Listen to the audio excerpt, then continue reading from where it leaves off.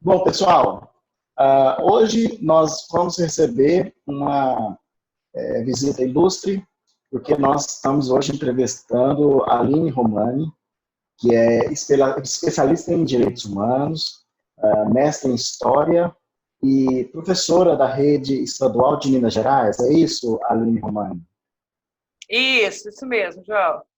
Bom, nosso debate hoje, ele está muito relacionado ao vídeo que você fez essa semana, e foi um vídeo muito interessante, porque você tratou um pouco da realidade no qual os professores enfrentam. Você acredita que nós estamos dentro de uma crise de outra crise? Ou seja, nós estamos hoje vivendo um alongamento de uma crise que não começou agora, mas que ela está chegando no seu limite em relação à educação?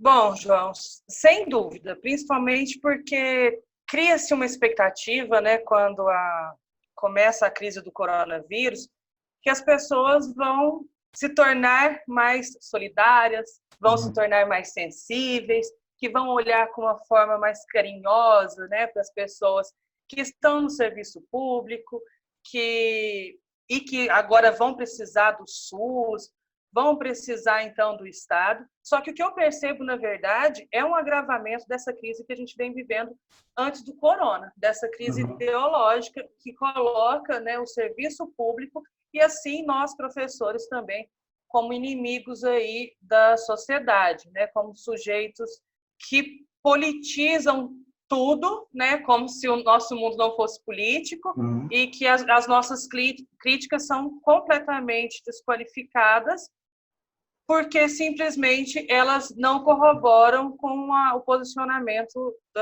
das pessoas, né, em relação aos serviços públicos, em relação a como o Estado deve agir. E no momento de crise, que isso se agrava, que a gente precisa, né, do retorno dos nossos impostos, que a gente precisa de um Estado forte, eu não venho percebendo esse apoio, eu venho percebendo um agravamento e um ataque ainda maior às instituições, inclusive à escola e nós professores. Bom, é notório que a gente, quando começa a atividade profissional, nós temos que nos reinventar todo dia. Mas nosso trabalho não é amador. Nós somos profissionais da educação e somos diferentes da educação informal e não formal. Ou seja, nós somos profissionais de uma educação formal, estamos preparados para educar. Nesse momento em que muitas famílias estão tendo que educar os filhos a partir da nossa orientação, é que se percebe o quanto esse profissionalismo do professor, a sua preparação teórica e o seu desenvolvimento intelectual é importante. Você considera o que como divisor de águas em relação ao profissionalismo do professor?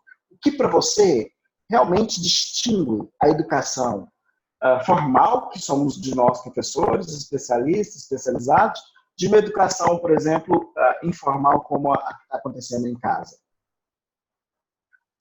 Primeiro, para eu te responder essa pergunta, a gente tem que analisar qual é o perfil dos alunos que a gente atende. Não dá para falar, né, dessa educação em casa sem antes pensar quem são os pais desses alunos que a gente atende. Qual foi a educação dada, a educação formal dada a essa população? A gente tem aí uma educação obrigatória por parte do Estado muito recente, desde 1988. A gente não tem, de lá para cá, uma inclusão efetiva de uma população que antes não tinha acesso à educação. Então, se a gente for verificar que se a gente for responder essa pergunta, né, a partir do público que a gente atende, é ainda pior, porque além desses pais não terem essa formação técnica para ter um discernimento, né, do que se pesquisa, qual material que se usa, como elabora as etapas do ensino-aprendizado, como que eu vou trabalhar cada material, como que eu vou avaliar o que aquele aluno está aprendendo ou não. Para além disso, a gente tem uma população, tem pais e mães que talvez não tiveram nem acesso a esse ensino formal, e alguns não são sequer alfabetizados, o que vai agravar ainda mais esse acompanhamento, né, dentro de casa. O que eu não sei, talvez eu esteja sendo pessimista, João, é se há de fato essa percepção geral, né, ou pelo menos da maioria da sociedade em relação a nós. Porque também existe aí uma cultura de se pensar a educação conteudista como algo que deve ser dado e, independente dos resultados, deve se passar por cima daquelas etapas. A gente vem sendo pressionado, e não é de agora, para aprovar alunos dentro da rede estadual de Minas Gerais, e eu venho percebendo que as famílias não se opõem, a maioria delas não se opõe a isso. Então, o meu medo, o meu receio é que as famílias queiram não ensinar os seus filhos, não que eles aprendam, mas que eles avancem logo nas etapas. O medo das famílias é que eles, de fato, percam o ano e não o conhecimento que eles poderiam estar adquirindo nesse período. No seu vídeo ficou muito claro, você fez de forma muito minuciosa como funciona em detalhes a atividade profissional. Eu fiquei encantado porque você conseguiu, em poucas palavras, discernir sobre o que realmente está na especificidade do planejamento do professor e o quanto ele, em casa, prepara as atividades, o contexto da aula, até essa aula chegar ao estudante. Mas o que nós estamos vendo agora, nesse momento, é que os professores, muitos deles, estão tentando fazer aulas EAD, educação à distância, e isso não demonstra claramente uma possibilidade de acesso a todos os alunos. Você foi bem clara quando falou da falta de infraestrutura nas escolas e também a falta de infraestrutura para os alunos terem essa aula EAD, né? O que você pode me dizer que poderia solucionar esse problema e como solucionar esse problema, tendo em vista, né, as alterações que tivemos na lei, por exemplo, a mudança da Constituição, em que fez com que os investimentos públicos deixassem a medida constitucional 95, que fez com que os investimentos públicos deixassem de serem distribuídos à população em 20 anos, ou seja, como resolver esse problema emergencial com uma crise orçamentária na educação? A gente já tem aí um déficit na educação que vem desde dessa Constituição de 88, né, onde foi incluída uma parcela que essa não tinha acesso. Esse déficit nunca foi resolvido por nenhum governo. Apesar de alguns terem tentado mais do que outros, né, a gente percebe um investimento maior nessas áreas de parte de alguns governos, isso não foi satisfatório, a gente não conseguiu suprimir esse déficit. Com esse congelamento, as coisas ficam ainda piores, porque a gente não consegue atender o aluno dentro da própria escola, a gente não tem salas de computador para todo mundo, a gente não tem internet para os alunos. O que a gente percebe é uma prática, inclusive, de negar que esses alunos tenham acesso à internet, seja por um desconhecimento de que esse aluno não vai ser orientado para usar de forma adequada, mas principalmente por uma falta de estrutura da própria escola de fornecer internet a todos.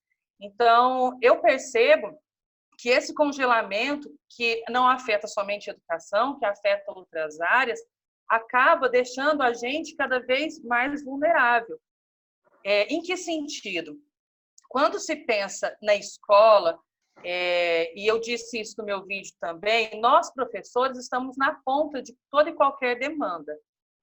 Problemas de saúde, problemas psicológicos, depressão, suicídio, todas essas questões acabam caindo no nosso colo, né?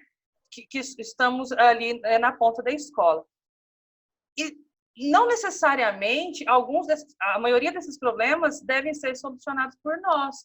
Por exemplo, na minha escola é uma questão muito grave a questão da depressão, da automutilação.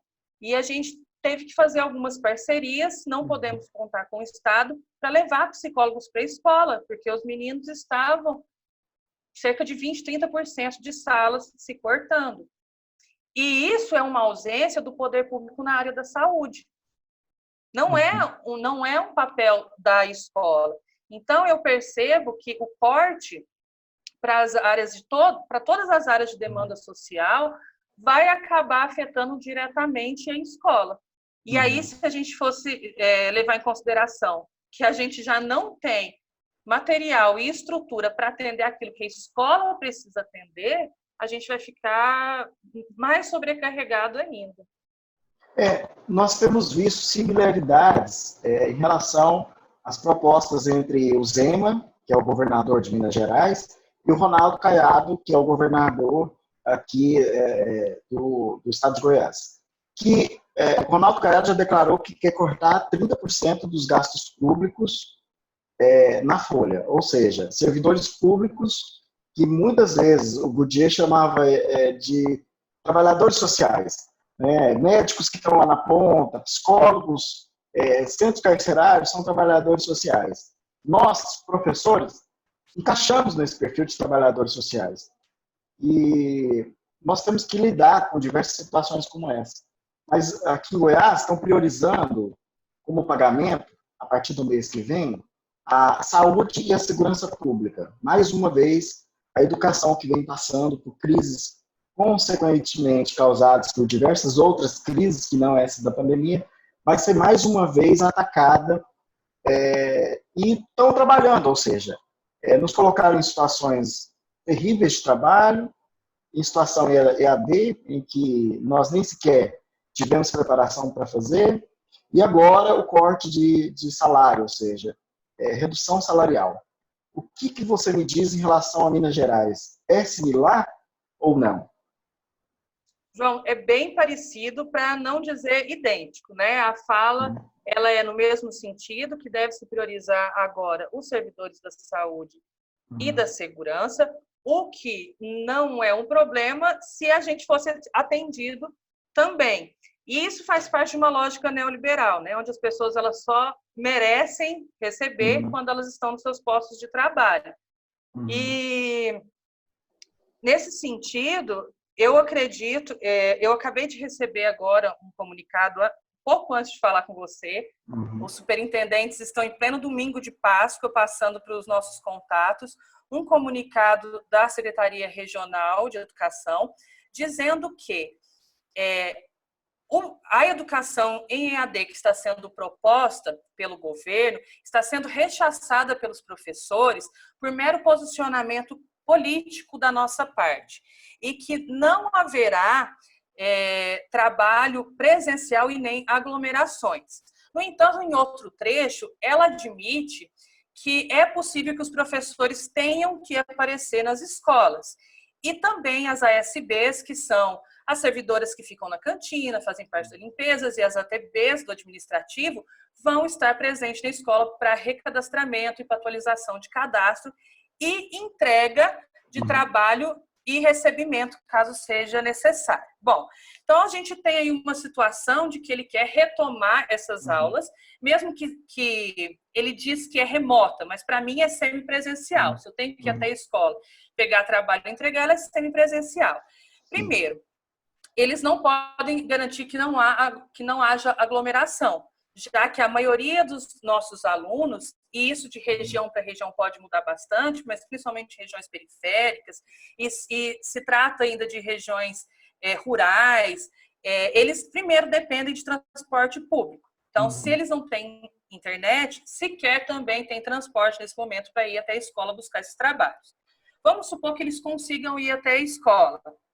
Como que vai funcionar para a Secretaria Regional garantir que não há aglomeração e que não vai colocar em risco a vida das ATBs e das SBs que vão estar na escola? Terceiro, que é um dado que está aí na internet científico, né? Que o vírus ele é transmissível via papel até 24 horas. Então, como que a gente vai ficar fazendo essas trocas de papéis na escola? Porque a gente sabe que sem inclusão digital não existe, de fato, um acesso de todos os alunos. E se eu tenho 20% de uma sala que não tem acesso à internet, isso já não faz mais sentido eu aplicar essa educação à distância. E aí, por fim, ele faz essa convocação irresponsável, escreve esse comunicado que politiza as nossas falas, desconsidera que nós somos de fato os Uhum. especialistas, ignora os professores na hora de preparar Uhum. material, terceiriza sim, porque ele fala que não é uma terceirização, mas a partir do momento que ele abre um edital sem licitação, convocando não necessariamente servidores da educação estadual para poder realizar um material, fazer um material que vai ser padronizado para todas as escolas do estado, sem levar em consideração as diferenças dessas escolas, ele está terceirizando um material. E além de tudo isso, de toda dessa convocação, dessa carta que a superintendência faz atacando os professores que têm uma visão crítica sobre esse projeto, ele coloca as famílias contra os professores, né? Coloca a gente como verdadeiro vilão. Caso não dê certo, então no final das contas a culpa vai ser do profissional da educação. Eu vejo. E que está sem receber, né? E tem isso também, que é importante que seja dito, porque nós estamos desde 2016 com nossos salários parcelados, nós não estamos recebendo em dia, e não é de agora, é desde 2016. 200 mil professores e profissionais de educação não receberam seu 13º ainda, e a gente tem aí uma situação de que ele, esse mês, só pagou até R$ 2.000 para todos os professores. Só pagou, não. Só vai pagar dia 15 até R$ 2.000. E ele não garantiu o restante do salário para quem ganha mais do que isso. E é sempre o discurso que vocês têm que também dar a parcela de sacrifício. É como se a gente... eu me lembro no mito de Sísifo, né?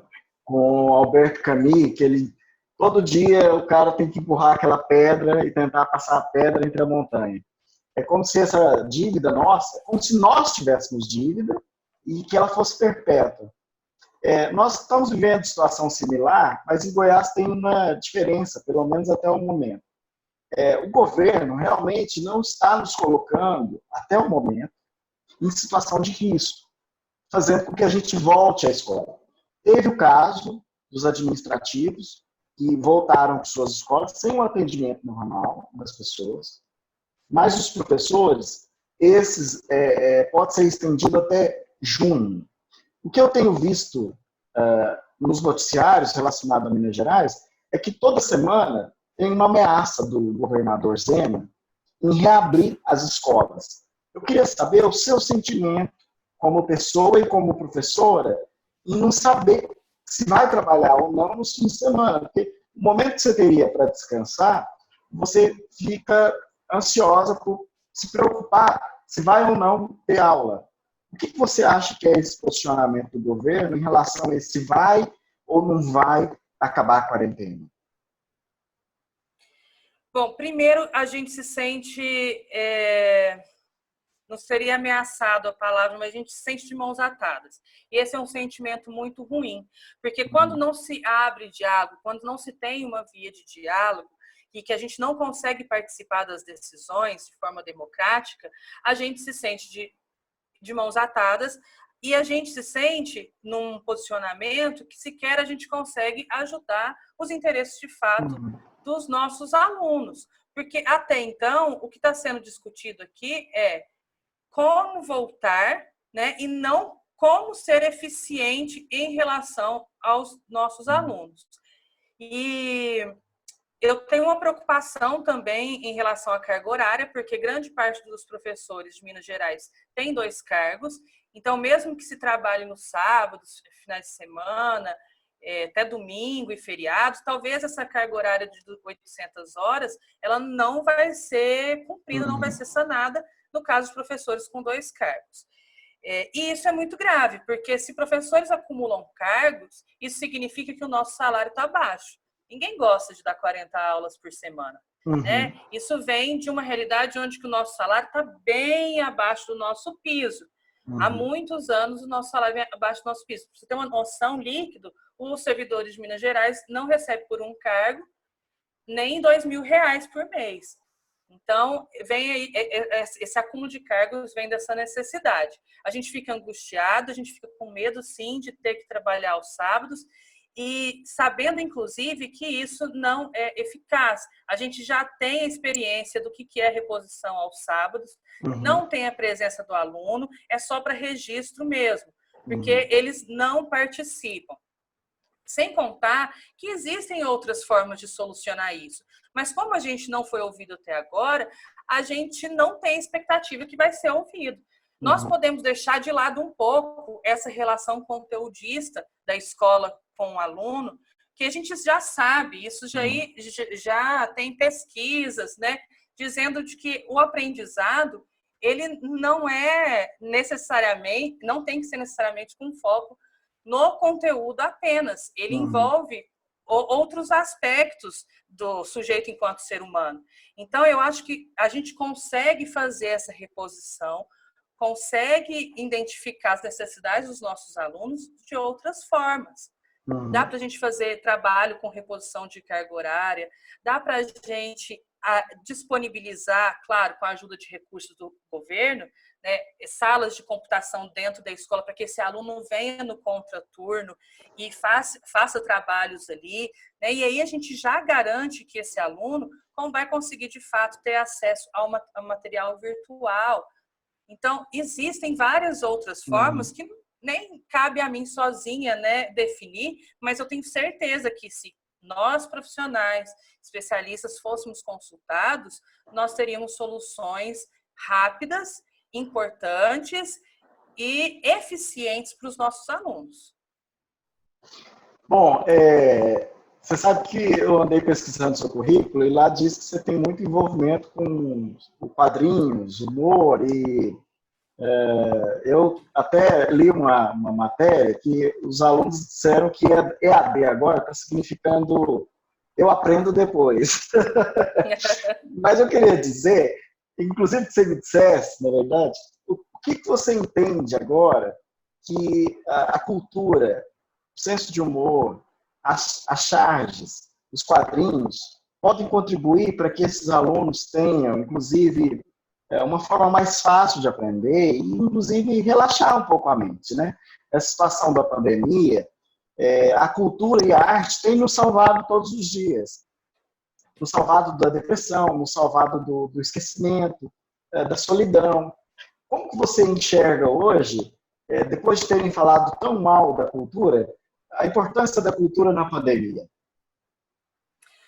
Olha, João, eu sou suspeita de falar, porque eu acho que a principal via, né, de que despolitiza, que descontextualiza o sujeito é quando a educação ela é muito conteudista e muito séria, né, muito carrancuda. E isso faz com que realmente o aluno não se veja ali dentro da sala de aula. Então, eu não tenho dúvidas que não só em períodos como do coronavírus, que a gente está tenso, que a gente precisa relaxar, que a gente precisa tentar levar certas situações no humor, né? Apesar de que não dá para ser todas. Eu vejo que em qualquer momento a aprendizagem está precisando cada vez mais da inserção de outras formas de se ver a educação. E o quadrinho, sem dúvidas, para mim, é uma delas. Né? Os alunos eles ficam muito mais próximos da escola, do professor, quando eles conseguem identificar algo que já é da vida deles, da realidade deles, que dialoga com aquilo que eles lêem, com aquilo que eles já têm acesso, com o seu conteúdo. Eu vou dar um exemplo para ficar mais fácil para mim. O ano passado, com os 9 anos, eu trabalhei com eles na Guerra Fria, eu trabalhei com eles os quadrinhos da Marvel. E foi um dos maiores sucessos, assim, no 9º ano, porque era uma leitura que eles já faziam, só que era descolada do conteúdo da Guerra Fria. E a Guerra Fria era um conteúdo que eles tinham que passar por ele na escola. Só que agora eles não tinham necessidade de ficarem presos ao livro. Eles poderiam ver esse conteúdo de outra forma. O que eu percebo na nossa prática, e é um medo que eu tenho às vezes também, que a gente falha, né, tentando, é que a gente, ao sair do livro didático, ao sair dessa relação conteudista, a gente fica com a impressão que a gente não passou tudo para eles. E não é verdade, né? Porque a gente está muito acostumado com uma certa autoridade na escola, onde o aluno ele não tem o protagonismo. Quando ele chega com o quadrinho, ele consegue dar a sua explicação e fazer a sua leitura mais aprofundada daquilo que ele já lia, é um avanço muito maior do que ele dar a resposta certa na prova. Então, eu percebo que sem a arte, sem a cultura e principalmente sem a aproximação com o universo dos nossos alunos, a gente não vai conseguir superar essa crise que coloca o professor como inimigo. A gente não vai conseguir superar essa crise de autoridade, né, que nós estamos vivendo dentro de sala de aula. Ok. Eu gostei muito da sua entrevista, das suas falas. Tem muita gente que tem romantizado muito sobre o coronavírus, dizendo que as pessoas vão modificar seus hábitos, dizendo que as pessoas vão tornar-se melhores, mas nós sabemos bem que a educação pública ela não é de agora que vem sofrendo essas consequências e certamente essas mudanças elas precisam de serem mais impactantes para que realmente possa chegar na ponta, chegar até o aluno, as transformações e as modernizações que eles insistem e dizem que acham que estão sendo colocadas. Na verdade, a escola não se modernizou. Ela continua, talvez, no século XVIII, e nós ainda tentamos manter a nossa autoridade do século XVIII. Na verdade, hoje já não é tão respeitada mais. Mas eu gostaria muito de agradecer a sua participação, o seu tempo, e dizer que eu gostei muito da sua fala e comungo muito com suas ideias e quero aí mandar um abraço para todo o pessoal também de Minas Gerais e dizer que estamos com vocês também, viu? João, eu que agradeço muito o convite. Eu não lembro de ter sido entrevistada antes, fiquei um pouco nervosa. Me desculpe se algumas vezes eu não me fiz entender, mas eu quero muito agradecer esse apoio, quero muito agradecer esse carinho que vocês tiveram comigo e com todos os meus colegas, porque não tenho pretensão de representar todos eles, mas eu tenho certeza que eu trago aqui comigo algumas questões que são comuns, são coletivas. Quero mandar um abraço também para todos os professores da rede de Goiás e espero que a gente continue tendo forças, né? Porque ao contrário do que as pessoas pensam, o professor não se alimenta de amor, a gente, na nossa profissão, não é feita de amor, de sacrifício, somos profissionais como qualquer um, que temos nossos objetivos, nossos planejamentos, que temos nossas dificuldades, nossas superações e que temos nossas expectativas também em relação à profissão, assim como todo mundo tem as suas expectativas de ter dignidade a partir do seu trabalho, né? Então, quando a gente vai fazer uma crítica em relação ao sistema, não se trata apenas de salário, mas também é muito importante que a gente fale disso, fale de quanto a gente está sendo desvalorizado, quanto a gente está sendo deixado de lado a cada crise, porque o corona é mais uma das crises que a gente já enfrentou e é igual você disse, ao invés da gente estar repensando esse momento, igual muitas pessoas já romantizaram, né, repensando o excesso de consumo, o funcionamento do mercado, a importância dos serviços essenciais como o SUS e a escola, a gente está vendo aí um corte na carne, a gente está vendo um aprofundamento aí de uma realidade política de austeridade e de esquecimento das demandas sociais. Eu espero, de fato, que a gente consiga ser ouvido e que as famílias apoiem a gente, né? Se a gente tiver aí alguma audiência da família, de pais, de alunos, os nossos alunos, que a gente tenha esse apoio, porque quem convive com a gente dentro de sala de aula, principalmente os nossos alunos, eu acho que conseguem sentir e compreender os nossos esforços para manter a educação pública de qualidade, mesmo com os nossos recursos escassos. Ok, eu vou deixar embaixo a descrição das suas redes sociais, para as pessoas que quiserem entrar em contato com você, a descrição das suas redes sociais, para as pessoas que quiserem entrar em contato com você.